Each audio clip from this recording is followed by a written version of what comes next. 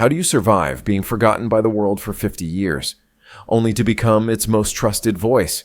How does a child born into poverty, raised by silence, and broken by tragedy, rise to become the narrator of hope for an entire generation? Morgan Freeman didn't just act his way into history. He endured it. He bled for it. And he paid a price most people will never know.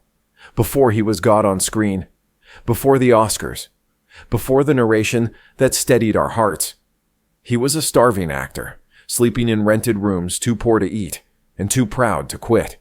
He was told he was too old, too black, too late. But he stayed. And when his moment came, he didn't just perform, he transformed. But behind that calm voice was chaos. 2 broken marriages, a car crash that left him in lifelong pain, a scandal that nearly ruined him, and the unimaginable loss of the person he loved like a daughter. This is not the story of a perfect man.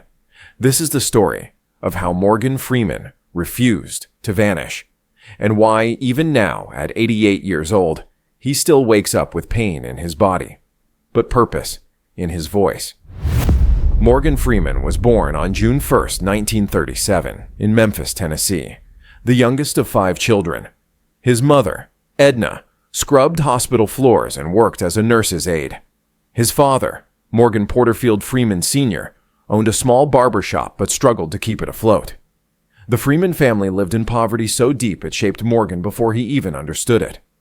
There were nights when hunger was louder than laughter, louder even than sleep. Food was not a guarantee. Warmth was not a given. Safety was always one job loss away. When his parents moved north in search of work, young Morgan was left behind in Charleston, Mississippi, to be raised by his grandmother. Her creaking wooden home became his universe, both a place of refuge and one of exile. He would often sit alone on the porch, listening to distant church choirs, wondering why his parents had left, why the world felt so big and so indifferent. That loneliness carved deep. The child who had been left behind would one day become a man the world couldn't look away from. But not yet. Growing up in the Jim Crow South of the 1940s and 1950s meant segregation was everywhere. In the water fountains, in the schools, in the very fabric of daily life. Morgan was marked as less than before he even opened his mouth. Torn textbooks, crumbling classrooms, doors closed before he reached them. Yet even within that brutality, a spark flickered.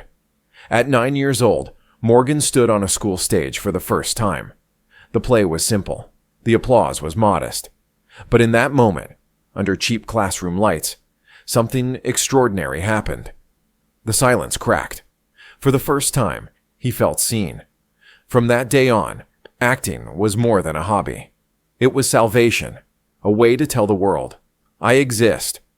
That fragile spark would carry him through years of rejection, hunger, and heartbreak.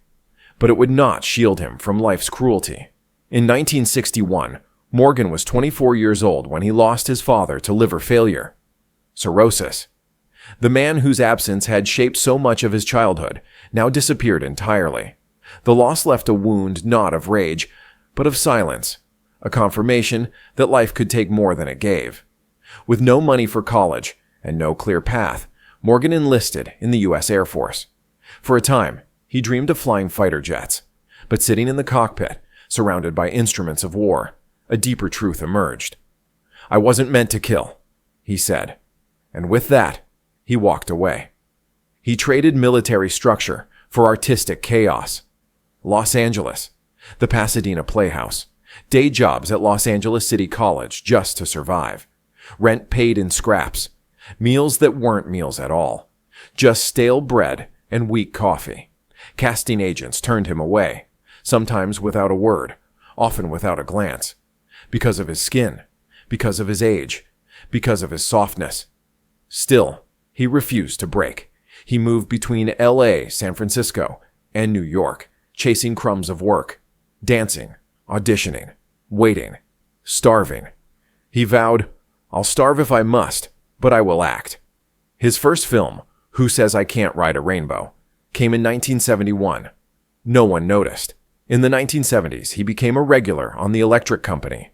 a children's show that paid the bills but gave little glory. To children, he became a familiar face. To Hollywood, he was invisible, but the stage, always the stage, kept him alive. Through the 1980s, he delivered powerful performances in Coriolanus, The Gospel at Colonus, and Driving Miss Daisy, stage version. The Obie Awards followed. Small circles of theatergoers began to whisper his name. Still, film ignored him. He was nearing 50, the age when Hollywood puts most actors out to pasture. And then came Street Smart. In 1987, Morgan Freeman, age 50, exploded onto the screen as the terrifying magnetic pimp Fast Black. It was not just a role. It was a resurrection. A performance so undeniable, it earned him his first Oscar nomination. Driving Miss Daisy, the film version, followed in 1989. Glory, Lean on Me. And then in 1994, The Shawshank Redemption. His narration as Ellis Red Redding didn't just guide us through the story. It became the story. It gave voice to something deeper. The soul of endurance. The belief that hope is not foolishness. That sometimes it's all we have. In 2004, Million Dollar Baby earned him the Oscar. In 2009, Invictus turned him into Nelson Mandela. Not as an imitation, but as an embodiment. Morgan Freeman had become more than an actor. He had become a symbol of strength, of wisdom, of peace. But symbols are heavy, and being one comes at a cost. Fame brought not rest, but demand. Directors asked for the voice, always the voice, commercials, documentaries, campaigns. He became the narrator of the universe, the conscience of cinema. But it wasn't always a gift. Sometimes it was a chain. Behind the scenes, his body ached, his heart tired. The roles were relentless, the nights long. Call times blurred into sunrises. He was no longer a man, but a monument being asked to perform strength even when his soul whispered for silence. He once confessed, "I told myself, I'll do it, or die." And sometimes it felt like he meant it. But the cameras never followed him home. His first marriage, to Janetta Adair Bradshaw, ended in 1979. 12 years, a small family, a collapse that broke more than promises. It broke his image of what family could be. Then came Myrna Colley Lee, a costume designer, quiet, grounded. For 26 years, she was his anchor. Their Mississippi estate, far from L.A., became a sanctuary of sorts. Dinners on a wooden table, laughter from the children. Peace, but peace has a price. As Freeman's fame grew, his presence at home faded. Holidays grew quieter. Silences grew longer. The love that once felt eternal began to wither. In 2010, their marriage ended. It was one of the most expensive divorces in Hollywood history, nearly $100 to $200 million. But the true cost was the home they built together, the children who now felt the split like an earthquake, the sense of stability gone. And then, the darkest chapter, Adina Hines, his granddaughter, his daughter in all but name. She had walked red carpets with him, chased her own dreams, lit up rooms with her smile. In August 2015, she was stabbed to death on a New York street. She was 33. Freeman never recovered. In public, he was composed. In private, shattered. "She was a star that will forever shine in my heart," he said. But those close to him knew. Part of him was buried with her. In 2008, a car accident nearly took his life. His vehicle flipped, bones shattered. Surgeons worked for hours. He survived, but not intact. His left hand was left partially paralyzed. Fibromyalgia set in. Pain became a daily companion. Chronic, burning, unrelenting. He wore a glove, not for style, but circulation. Nights were sleepless. Memory, once sharp, began to blur. Scripts took longer. Pain stole focus. Still he worked. Still he rose. "I suffer pain every single day," he once said. But never with bitterness, just truth. Today, Morgan Freeman lives on 124 acres in Charleston, Mississippi, the same soil once tended by his grandmother. He raises bees, planted magnolia, clover, and lavender to nourish them. Not for show. For balance, he co-owns Ground Zero Blues Club, a temple to Mississippi blues. His production company, Revelations Entertainment, still creates. His voice still narrates. He never remarried.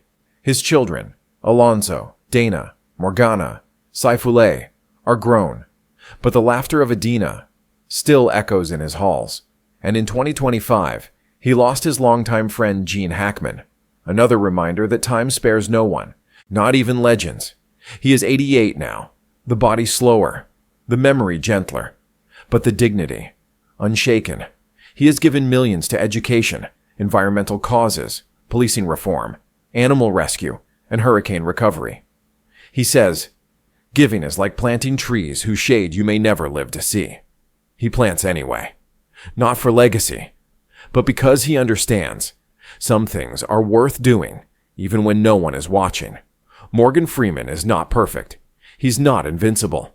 He's not beyond pain or grief or failure. But that's exactly what makes him eternal.